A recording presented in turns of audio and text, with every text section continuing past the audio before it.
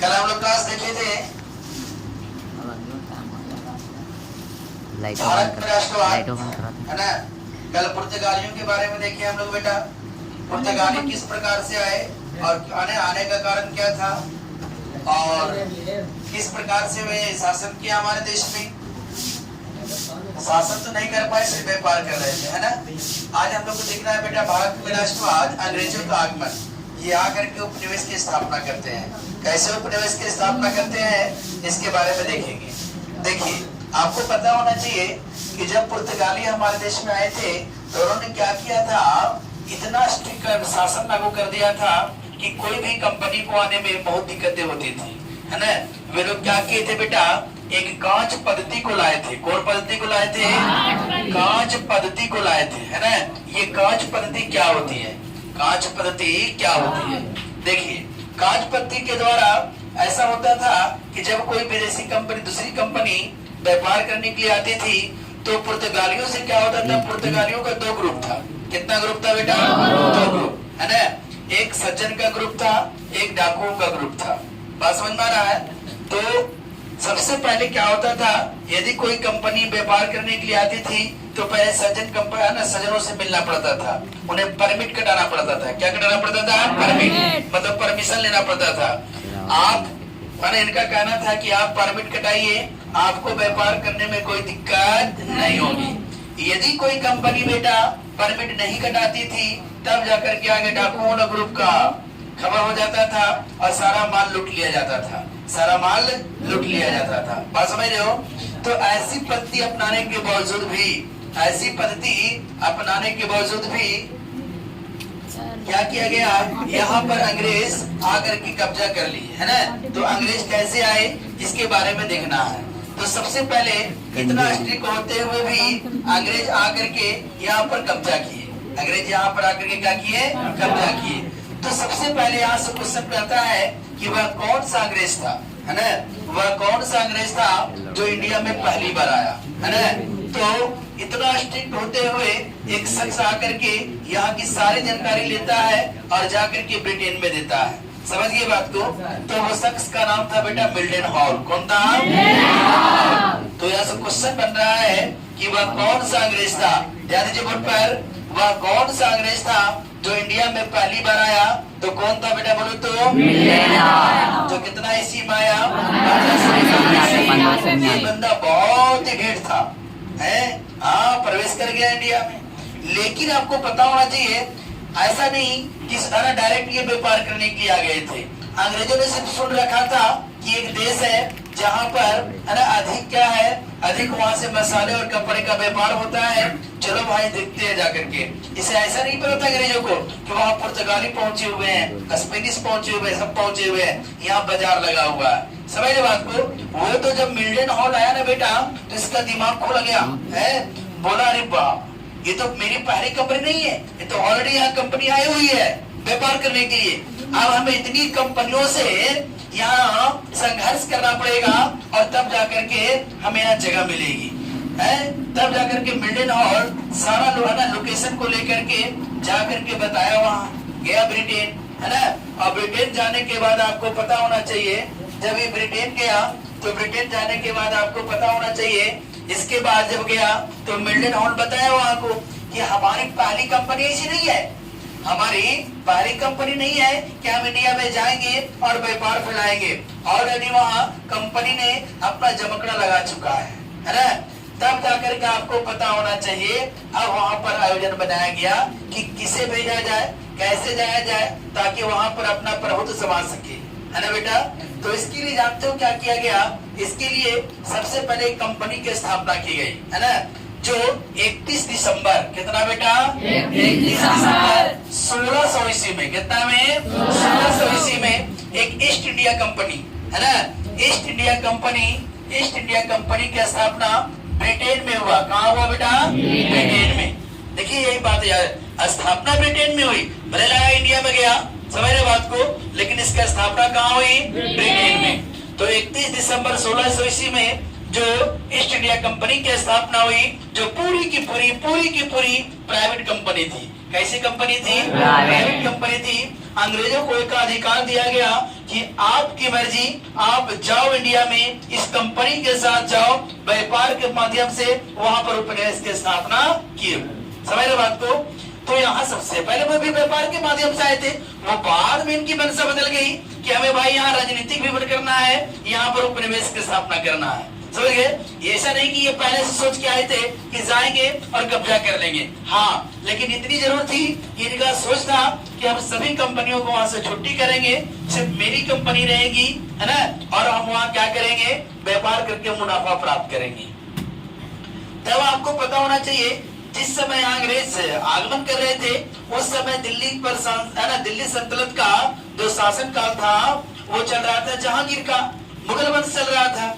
मुगल वंश का आप सुने होंगे, मुगल वंश का संस्थापक बाबर था, है ना, जिसने इब्राहिम लोदी को 1526 ईस्वी में, कितना ईस्वी में? 1526 ईस्वी में इब्राहिम लोदी और बाबर के बीच युद्ध हुआ था, है ना। बाबर इस युद्ध में इसलिए जीत गया था क्योंकि बाबर ने पहली बार इंडिया में तोप का उपयोग किया था। समझ गए बात को? यहाँ 1,20,000 सैनिक थे इब्राहिम लोदी के पास, और मात्र 12,000 सैनिक लेके आया था यह हमारा बाबर है। लेकिन उस्ताद अली और मुस्तफा अली दो तोपची थे, हैं, उन्हीं के कारण ये युद्ध जीत गया था। समझ गए? तो यहाँ पर मनसा ये था कि कौन सा व्यक्ति को भेजा जाए जो जहांगीर को अपने फेवर में कर ले और जहांगीर के द्वारा पुर्तगालियों को वहां से छुट्टी करा दे, है ना। तब जाकर के एक व्यक्ति को भेजा गया जिसका नाम था कैप्टन हॉकिंस। क्या था बेटा? कैप्टन हॉकिंस, जो तुर्की और फारसी दोनों भाषा जानता था। क्योंकि जब बाबर आया था ना हमारे इंडिया में, तो वो तुर्की भाषा जानता था, लेकिन जब उसके बेटे यहाँ जन्म हुए तो फारसी भाषा सीखना शुरू कर दिए, है ना। तब जाकर के तुर्की और फारसी दोनों को गया था। कैप्टन हॉकिंस को 1608 में भेजा गया इंडिया, है ना। ये बोला मैं भी जाता हूँ, मैं जहांगीर को अपने मना लूंगा और मना करके पुर्तगालियों की छुट्टी कर दूंगा। जब 1608 ईस्वी में जब इंडिया आया, जहांगीर के दरबार में आया, देखिए यहाँ से क्वेश्चन, अगर क्वेश्चन पूछेगा बेटा कि वह कौन था, वह कौन सा अंग्रेज था जो इंडिया में पहली बार आया, तो मिलियन और मारेंगे। लेकिन क्वेश्चन पूछेगा कि जहांगीर के दरबार में आने वाला पहला अंग्रेज कौन था, तो कैप्टन हॉकिंस। कौन था? कैप्टन हॉकिंस, है ना बेटा। जो 1608 ईस्वी में, कितना ईस्वी में? 1608 ईस्वी में आया। जब जहांगीर से मिला, जब जहांगीर से मिला है, और मिलने के बाद जब उससे बात की, जहांगीर को अपने फेवर में ले लिया। बोला बंदा तो बहुत कमाल का है भाई, तुम तो मेरे दरबार में रहो। यही तो ये चाहता था कि तुम मेरे दरबार में रहो। एक दिन का मीटिंग कुछ गुल खिलाएगी, दूसरे मीटिंग है ना, दूसरे दिन का मीटिंग कुछ गुल खिलाएगी, धीरे धीरे मैं भड़काऊंगा, तुम पुर्तगालियों को भगा देना, हमारा काम बन जाएगा। समझ लो, ये रहना शुरू कर दिया, अब दरबार में रहना शुरू कर दिया, अभी भड़काना शुरू किया है, बात समझ लो। लेकिन आपको पता होना चाहिए, कैप्टन हॉकिंस से जहांगीर प्रभावित होता था, बहुत प्रभावित होता था, लेकिन इतना प्रभावित नहीं होता था, इतना प्रभावित नहीं होता था, है ना, कि पुर्तगालियों को भगा दे, पुर्तगालियों को भगा दे और यहाँ पर क्या करे, है ना, इसको अंग्रेजों को रख ले, अंग्रेजों को पूरी तरह से रख ले। इस प्रकार से आपको पता होना चाहिए, है ना। कैप्टन हॉकिंस बहुत प्रयास किया बेटा, बहुत भड़काया, लेकिन प्रभावित होता था। लेकिन इतना प्रभावित क्योंकि पुर्तगालियों के साथ इसकी गहरी दोस्ती थी, पुर्तगालियों के साथ इसकी गहरी दोस्ती थी, है ना। ये बहुत प्रयास किया, अंत में इसको लगा यार कोई मतलब नहीं, हम यहाँ से बैठने के लिए नहीं आए, है ना।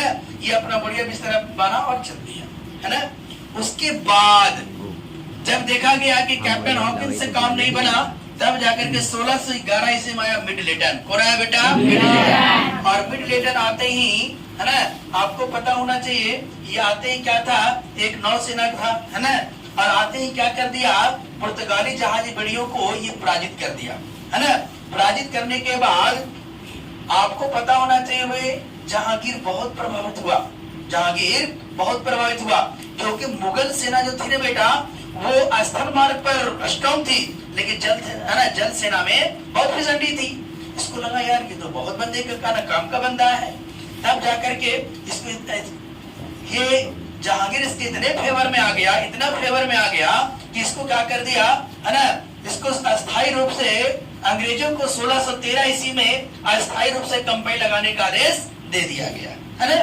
इस प्रकार से यहाँ से अब अंग्रेजों का धीरे धीरे वर्चस्व वाला शुरू हो गया। 1615 ईस्वी में आया सर थॉमस। कौन आया बेटा? सर थॉमस, है ना।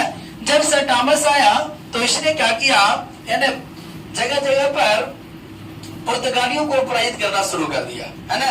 अब जब पुर्तगालियों को लगा यार अब हम लोग, है ना, अब हम लोग की बस की बात नहीं है ना, आपस में कितना लड़ते रहेंगे, तब जाकर के इसकी मौका कब आया, जब 1627 ईस्वी में, कहता है बेटा 1627 ईस्वी में जहांगीर की मृत्यु हो गई। जहांगीर की मृत्यु हुई, शाहजहां राजा बना, समझ गए। और जब शाहजहां राजा बना, है ना, तो इसने क्या कर दिया, तुरंत यहाँ पर अंग्रेज भड़क आए शाहजहां को, और पुर्तगालियों को हुगली से हटा करके हुगली पर किसका अधिकार हो गया, अंग्रेजों का अधिकार हो गया। किसका अधिकार हो गया बेटा, अंग्रेजों का। अब धीरे धीरे इन लोग को अब धीरे धीरे उपनिवेश की स्थापना की ओर बढ़ना शुरू कर दी, है ना। तो इसके बाद आपको पता होना चाहिए, देखिए जब मौका मिलेगा कभी बताएंगे जहांगीर के बारे में, है ना। हाँ, वैसे मुगल काल चल रहा है, आपको बताएंगे जहांगीर भी बहुत, है ना। हाँ, किस प्रकार से इसका शासन था, तो अगली क्लास में इसके बारे में बताएंगे जहांगीर का शासन के बारे में। जब हुगली पर कब्जा कर लिया गया तब आपको पता होना चाहिए, अब यहाँ से धीरे धीरे ये लोग उपनिवेश की स्थापना की ओर चलना शुरू कर दी। अब पुर्तगालियों को लगा यार अब लड़ाई झगड़ा बंद करो, है ना, अब जब तक है तब तक मिलजुल कर व्यापार करो और यहाँ से चलते बनो। तब जाकर के आपको पता होना चाहिए उस समय क्या था, उस समय ब्रिटेन का राजा चार्ल्स द्वितीय, है ना, ब्रिटेन का राजा था, समझ गए। और पुर्तगाल की रानी कैथरीन थी। कौन थी बेटा? कैथरीन, है ना। हम पुर्तगालियों को लगा कि चलो भाई अब क्या करते हैं, लड़ाई झगड़ा को बंद करते हैं और सगी संबंधी बना लेते हैं, है ना। अब क्या किया कि ब्रिटेन का राजा चार्ल्स द्वितीय और पुर्तगाल की रानी कैथरीन दोनों को सेटिंग करवा दी जाएगी, है। चलो भाई आप लोग दोनों साथ हो जाइए, हम लोग भी साथ हो जाएंगे। ये दोनों को विवाह करवा दिया गया। अब छोटे मोटे की शादी होता है तो कौन देखता है, यहाँ तो राजा और रानी की है। बात समझ रहे हो बेटा? हाँ, अंग्रेज बारात गए थे पुर्तगाल, समझ रहे हो? हाँ, अंग्रेज और पुर्तगाली गले मिले, यहाँ से दुश्मनी खत्म। अरे बात समझ रहे हो? साथ मिलकर रहेंगे, लेकिन अंग्रेज बहुत चालाक थे, ये तो नाम मात्र का शादी कर रहे थे, हैं। पूरी तरह से उपनिवेश की स्थापना करना था। जानते हो ये विवाह होने के बाद चार्ल्स द्वितीय को दहेज में क्या मिला था बेटा? बम्बई मिला। सोचो शादी कहाँ, पुर्तगाल और ब्रिटेन में हो रहा, दहेज क्या मिल रहा? बम्बई। क्योंकि उस समय बम्बई पर किसका कब्जा था? बोलो, पुर्तगालियों का, है। तो दहेज में किसको मिल गया? चार्ल्स द्वितीय को।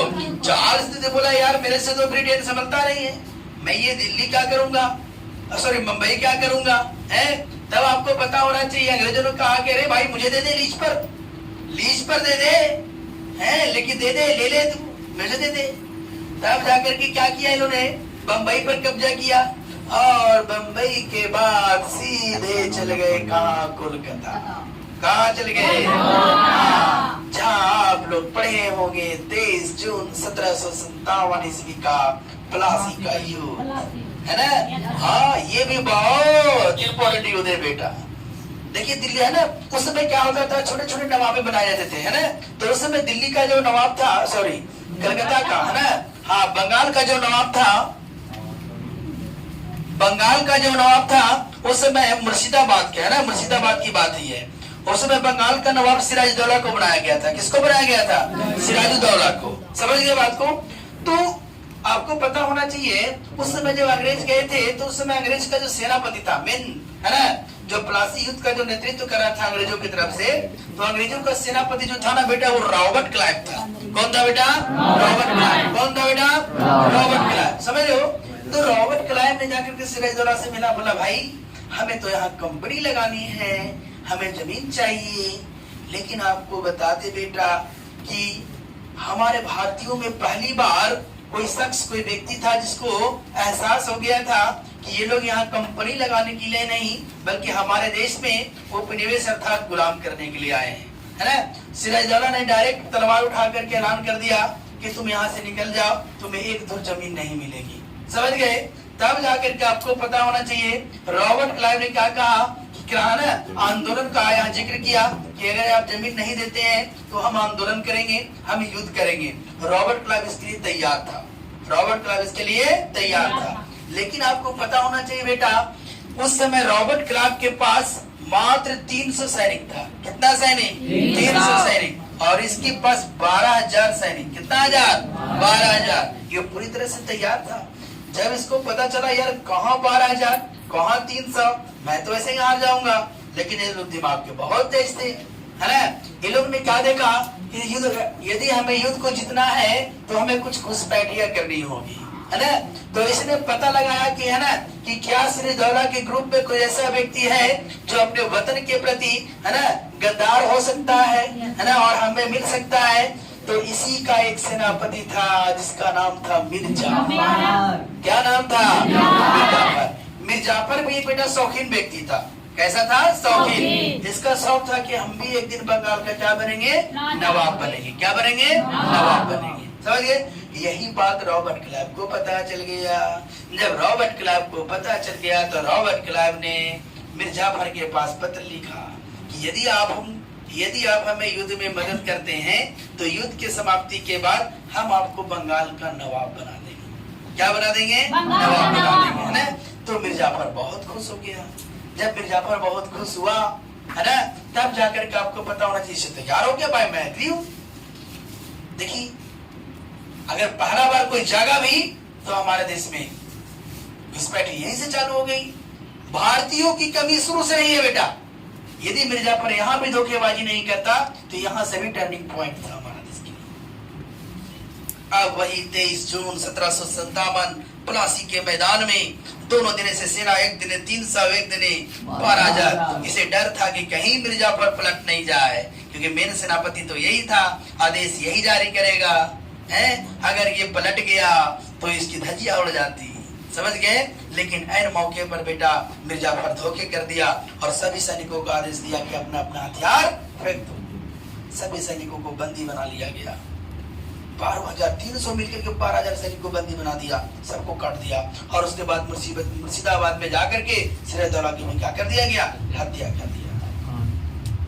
जब गया बंगाल का नवाब बना दिया इसको, मिर्जाफर को बनाया, लेकिन नाम मात्र का। अब यहाँ से सारा सोना लुटना शुरू कर दिया अंग्रेजों ने, सारा सोना खाली करना शुरू कर दिया है। खाली करते करते मिर्जाफर भी खाली हो गया। उसके बाद इसको हटा करके इसी का दामाद एक था मीर कासिम। कौन था? मीर कासिम। इसको हटा दिया, फिर मीर कासिम को बना दिया। लेकिन मीर कासिम इसके जैसा नहीं था। मीर कासिम इसके जैसा नहीं था। ये जानता था कि अंग्रेज अपने पिता के तो बाप को तो ही नहीं सकता है, तो मेरा क्या होगा। अरे बात समझ में आ रहा है ना। इसने क्या किया? चालाकी से अंदर अंदर, है ना, इसने आंदोलन की जिक्र करना शुरू कर दिया, बम बनाना शुरू कर दिया।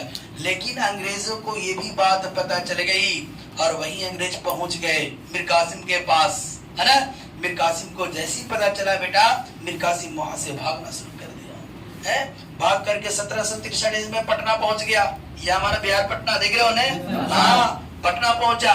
पटना पहुंचने के बाद उसने, जानते हो, है ना, अवध का नवाब, है ना, अवध का नवाब जाकर के, है ना, सिराजदौला से मिला। उसके बाद दिल्ली, है ना, देख रहे हो, हाँ, बहुत दौड़ धूप किया बेचारा। उसके बाद मुगल बादशाह, है ना, मुगल बादशाह के अंतिम शासक थे शाह आलम। कौन थे बेटा? शाह आलम द्वितीय। कौन थे? शाह आलम द्वितीय, है ना। ये तीनों को संगठन मिला करके इन लोग कहा कि भाई हमें क्या चाहिए? सैनिक आवश्यकता चाहिए, सैनिक सहायता चाहिए। हमें क्या करना है? अंग्रेजों के प्रति आंदोलन करना है। तब जाकर के इन्होंने क्या किया? तीनों मिलकर तीनों को क्या कर दिए, है ना, आश्वासन दिए कि चलो भाई हम युद्ध लड़ेंगे। हम युद्ध क्या करेंगे? लड़ेंगे, है ना। तो आपको पता होना चाहिए इस युद्ध का नेतृत्व करने वाला अंग्रेज जो था वो था हेक्टर मुनरो। कौन था बेटा? Hector Munro. समझ गए बात को? तो हेक्टर मुनरो भी बहुत चालाक था। लेकिन, है ना, बक्सर का युद्ध होने वाला था। बक्सर देख रहे हो ने? बक्सर, हाँ, पट्टा से आगे छपरा बक्सर, देख रहे हो? हाँ, लिया है ना, हाँ। तो 1764 ईस्वी में ये बक्सर का युद्ध होने वाला था। इसमें मीर कासिम, सिराजदौला, सालम तीनों का सहयोग था। लेकिन हेक्टर मुनरो ने सबसे पहले सिराजदौला से मिलकर के इसको धमका दिया, भाई तुम आओगे तो मारे जाओगे। इसने कहा कि देखो भाई हम आएंगे लेकिन युद्ध नहीं करेंगे, है। सालम को इसे धमकाया, है ना, तुम्हें बहुत जल्दी ऊपर जाना है तो आ जाना युद्ध में। अरे बात समझ में आ रहा है? ये अंदर अंदर दोनों को धमका दिया, दोनों से सेटिंग संधि कर लिया। उसके बाद जैसे ही 1764 ईस्वी में युद्ध हुआ, दोनों गाय बच गए। मेरे कासिम बेचारा बोला कोई मतलब नहीं, भागो यहाँ से। बस सुन। तो बेटा हमारे देश की जो गुलामी हुई वो कहीं ना कहीं हमारे भारतीयों की कमी के कारण हुआ है ना। और भारतीयों की कमी, एकता न होने के कारण ही वो लोग क्या किया, हमारे देश को कई भूखंडों में तोड़ करके, है ना, कई साम्राज्यों में तोड़ करके यहाँ उपनिवेश की स्थापना किया और हमारा देश को क्या कर लिया, गुलाम बना लिया। क्या कर लिया, गुलाम बना लिया। लेकिन कहा जाता है कि जब ईश्वर की माया तो कहीं धूप कहीं छाया, है ना। आजादी तो होना ही था। हमारे देश के सपूत जन्म ले, है ना, दूसरी तरफ से सपूत जन्म ले चुके थे। अब कल महात्मा गांधी की एंट्री होगी, है ना, कल देखेंगे। स्टार्टिंग तो वही किए, तो कल महात्मा गांधी यानी भारतीय राष्ट्रीय आंदोलन कल से स्टार्ट होगा। कल हम लोग स्टार्ट करेंगे महात्मा गांधी की जीवनी से, है ना बेटा। Okay, that's all.